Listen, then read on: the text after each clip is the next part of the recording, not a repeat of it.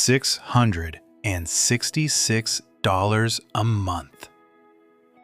That is the amount the average 65-year-old American can pull from their savings every single month for the rest of their life. $666, that is it. Not the number you see on the news, not the inflated average that gets dragged up because a handful of billionaires exist. I am talking about the real median number from the Federal Reserve. And by the end of this video, you are going to understand exactly why that number is so low, the 3 invisible traps that push people there, and a step-by-step framework to make sure you never end up on the wrong side of that statistic. I am Finn, your finance buddy, and today we are dismantling the retirement lie that is quietly destroying millions of lives. But first, I need to tell you about a man named Robert, because Robert is the reason I made this video. About 4 years ago, I was at my local grocery store, standing in the checkout line. There was a guy bagging my groceries, Robert, probably 75 years old, kind face, deep wrinkles, gray hair, the kind of guy who should have been on a porch somewhere, sipping iced tea, spoiling his grandkids. Instead, he was standing on concrete floors for 8 hours a day, wearing a polyester vest, putting my eggs into a plastic bag. He moved slower than the line wanted him to and faster than his body could handle. I asked him, "How are you doing today, sir?" And for just a second, the customer service mask slipped. He looked at me and said, "I'm tired, son. My back hurts." I sat in my car for 10 minutes after that because I realized something that made me feel sick. Robert did not do anything wrong. He probably worked 40 plus years. He probably followed every piece of advice he was given. Save a little, pay your bills, trust the system. But the system moved, and Robert did not move with it. That is the average outcome. And if you stick around for the next few minutes, I am going to make sure it is not yours. Let's get into the actual numbers, because the math does not negotiate. According to the Federal Reserve Survey of Consumer Finances, the median retirement savings for families between 65 and 74 is roughly $200,000. Now, let's stress test that number with the 4% rule. The 4% rule says you can withdraw 4% of your portfolio each year without running out of money over a 30-year retirement. 4% of $200,000 is $8,000 a year. $8,000. Divide that by 12. You get $666 a month. That does not cover rent in any zip code in this country. That barely covers groceries and the electric bill. But Finn, what about Social Security? Fine, let's add it.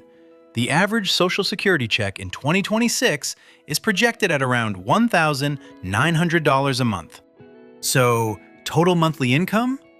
$1,900 plus $666. $2,566. Stop for a second. If you had to retire tomorrow, could you build a life you are proud of on $2,500 a month? No, you cannot. You can survive on that. You can exist, but you are one broken hip, one leaky roof, one emergency room visit away from financial ruin. That is why Robert was bagging groceries at 75, not because he loved the work, because the average plan quietly failed him over 40 years, and by the time he noticed, it was too late. So why is this happening? How does the wealthiest country in the history of the world produce an entire generation of financially fragile retirees? It comes down to 3 specific traps. I call them the 3 horsemen of the retirement apocalypse. And here is what makes them dangerous. If you are in your 20s, 30s, or 40s, you are probably standing inside one of them right now and you do not even feel it. Trap number 1, the lifestyle illusion. Most people assume their expenses drop in retirement. They think, no commute, no work clothes, mortgage might be paid off. I will spend less. This is the single most dangerous assumption in personal finance. Your expenses do not drop, they shapeshift. You stop spending on commuting and start spending on travel, hobbies, lunches out, because suddenly you have 50 extra hours a week and nothing to fill them with. Sitting at home costs your sanity. Going out costs your wallet. Pick your poison. And then there is a number nobody talks about until it is too late. Healthcare. Fidelity Investments estimates that the average retired couple will need $315,000 just for medical expenses in retirement. Read that again. $315,000. That is more than the entire median savings balance burned on healthcare alone. One bad diagnosis, one long-term care need, and that $200,000 nest egg does not just shrink, it evaporates. If you are planning for your expenses to drop, you are engineering your own failure. Plan for them to stay flat. Better yet, plan for them to go up. Trap number 2, the savings rate delusion. I hear this constantly. Finn, I am doing great. I am putting 5% into my 401k and my company matches 3%. I am set. And they give themselves a gold star. They think they are ahead of the game. I genuinely hate being the one to say this, but 5% is not a savings rate. 5% is a rounding error. At a 5% savings rate, it takes roughly 60 years of working to accumulate enough to retire. 60 years. Start working at 22, retire at 82. That is the math. That is what average actually buys you. The national savings rate in America hovers between 4 and 5%. That is precisely why the average retirement looks like a part-time shift at a grocery store. If you want a different outcome, you need a different number. 15%, 20%, 25% if you can stomach it. I know what you are thinking. Finn, I cannot afford to save 20%. I am barely getting by. Hold that thought. I have a framework for that in a minute. But first, trap number 3, because this one is not about money. It is about your brain. Your brain was not designed for compound interest. It was designed to keep you alive until tomorrow. Spot the tiger, eat the food, survive the night. That is the software you are running. Which means to your brain, 70-year-old you is essentially a stranger, a character in a movie you have not watched yet. So when you see a pair of sneakers for $200, your brain screams, yes, pleasure, now. And when you think about putting that $200 into an index fund, your brain whispers, why would I sacrifice for somebody I have never met? This is called hyperbolic discounting. We massively overvalue immediate rewards and massively undervalue future ones. And here is the part that should make you angry. The entire consumer economy is engineered to exploit this glitch. The algorithms, the targeted ads, the one-click checkout, the buy now, pay later buttons, all of it is designed to activate your now brain and put your future brain to sleep. Being average is effortless. Being average feels comfortable every single day. Escaping average requires you to fight your own wiring every single month. Okay, enough doom. You know the traps. You see the math. Your brain is working against you, and the economy is helping it. So what do you actually do? How do you make sure you are not Robert? I have a 3-step framework. I call it the anti-average protocol, and it is built specifically to neutralize all 3 traps we just talked about. Step 1, define your income floor. Most people set a retirement goal that sounds like this. I need $1 million, or I need 2 million. It is a big, scary number floating in space with no connection to their actual life. Forget the lump sum. That is a vanity metric. Instead, I want you to think in terms of monthly income. Take your bare bones life. Housing, food, utilities, insurance, transportation. What does that cost? Let's say it is $3,000 a month. Your job is to build guaranteed income streams that cover that floor. Income that shows up whether you get out of bed or not. Social Security might cover $1,500. That means you need to build another $1,500 from somewhere. And this reframes your entire investment strategy. Instead of chasing some abstract number, you are solving a specific monthly puzzle. Maybe dividend growth stocks cover part of it. Maybe a rental property covers another piece. Maybe a low-effort side business fills the gap. When your floor is covered by reliable income, you are safe. You are not dependent on the market being up on the day you need to eat. Everything above that floor is gravy, luxury, freedom money. Step 2. Gap widening. We touched on this in other videos, but it is the only equation that actually determines your financial future. You cannot save your way to wealth on an average income with average spending. The margins are too thin. The math collapses.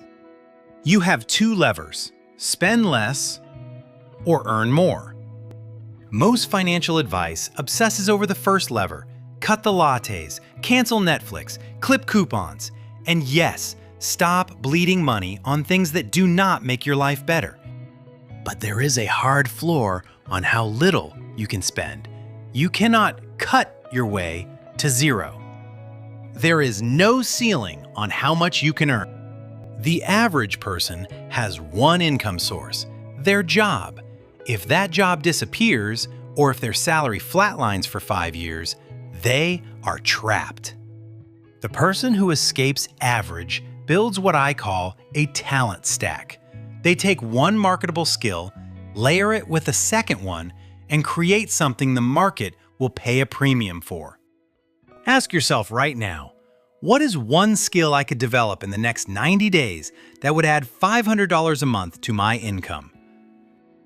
Video editing, bookkeeping, dog walking, notarizing documents, tutoring, freelance writing. The options are endless.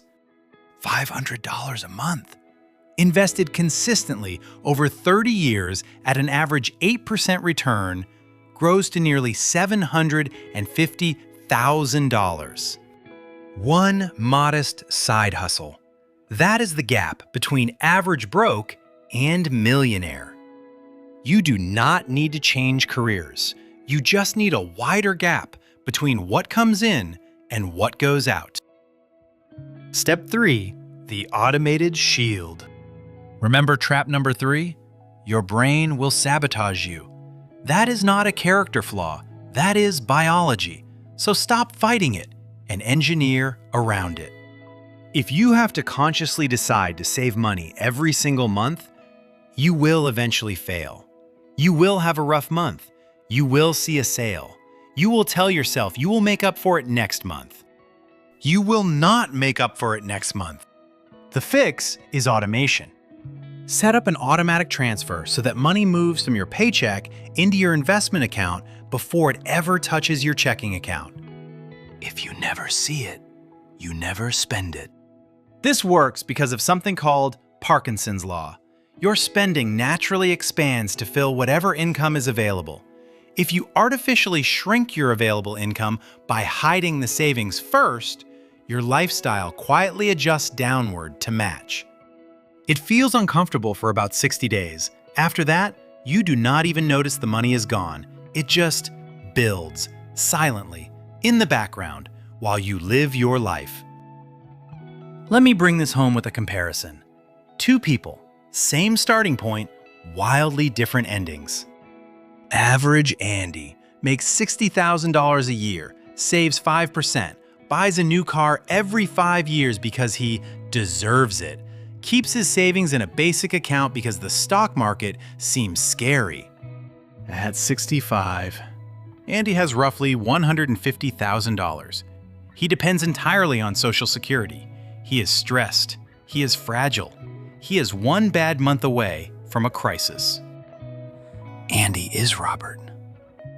Now, smart Sarah. Same $60,000 salary, same job, same economy. But Sarah drives a 10-year-old Toyota. She cooks most meals at home. She picked up a side hustle that brings in $500 a month. And she invests 20% of her total income into a low-cost S&P 500 index fund, automatically, every single month. At 65, Sarah does not have $150,000. Sarah has $1.4 million. Same paycheck, same zip code, same economy. Completely different life. The gap between Andy and Sarah was not talent, it was not luck, it was not inheritance. It was that Sarah looked at the average path, did the math on where it actually leads, and chose a different road. I think about Robert sometimes. I wonder if anyone ever showed him the math. I wonder if anyone ever told him that 5% was not going to be enough. I wonder if he knew about the traps before they closed around him. I do not know the answer to any of that, but I do know this. You are watching this video, which means you have something Robert probably did not have: information and time. So do something with it. Today, not tomorrow, not next month, today. Look at your savings rate. If it starts with a single digit, raise it. Look at your income. If it comes from one source, add another. Set up one automatic transfer, just one, this week. Small moves, consistently. That is the entire secret. I am Finn, your finance buddy. And if that comparison between Andy and Sarah hit you, and you want to know exactly which index funds can build a portfolio like hers, I break it all down in the video on screen right now. I will see you there. Cheers!